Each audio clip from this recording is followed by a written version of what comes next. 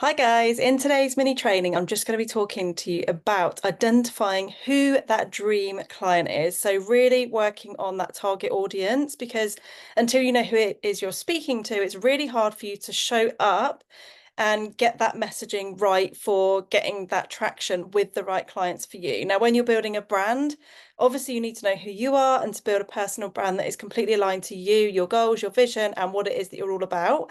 But actually knowing who your ideal client is and that target audience is equally as important because if you don't know who it is you're speaking to nobody. So I've got my framework that I'm going to be sharing with you just now as a little exercise for you to go away and really look at who your dream client is. Now, this is something that I recommend you do and you work on fairly regularly in your business, particularly if you feel like there's any change, if you've added on additional offers, or any kind of pivot or anything in your business, because every time you do that, your ideal client is probably going to shift and change as well. So my framework is brand, BRAND, obviously, and B stands for their background. So what is the background of your dream client? Now, when I say your dream client, I mean if that person, if you were sat in an office where you worked and that dream client came into the room, who would that person be? So B standing for background is what is their background? What is their journey that they've been on, their career, their lifestyle, any milestones that they've gone through, their hobbies, interests, all of that kind of part of them. So their background. R is relatability. So this is how you can connect with your ideal client. It's their values and how they're aligned to your values and their story and the inspiration as well. So they want to be inspired by your journey. And this is where relatability is so important because if we can see somebody else that has been where we are now and what is possible for us, we're far more invested in finding out more about that particular person. So going on to A is age and life stage. So this is obviously how old they are. And when I say how old they are, ideally you want to be narrowing this down. So you don't want to be saying your target audience could be anything from 18 to 65 because as an example, an 18-year-old is a very different life stage, has a different background, has different responsibilities and everything to someone that is 65.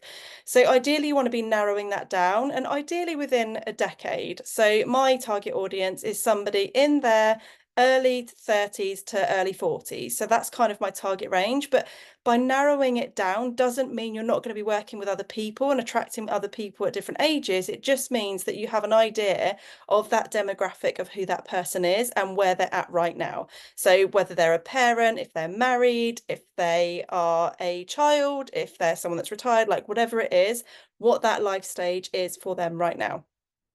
Then going on to N is their needs and pain points. Now, pain points are things like the challenges that that person has in their business or their life and things that you are going to be able to help with. So it's all of those blocks that they have right now that you're going to be able to help with.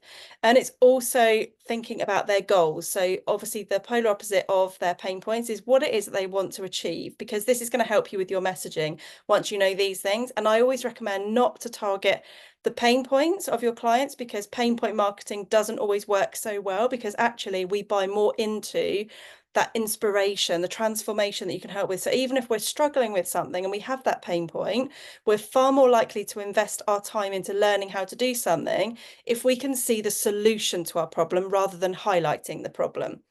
And then for D, we have dreams and visions. So this is the big goal. What is the absolute dream? What impact do they want to have? How do they want to change their life and their clients' lives? And what transformation you can help with?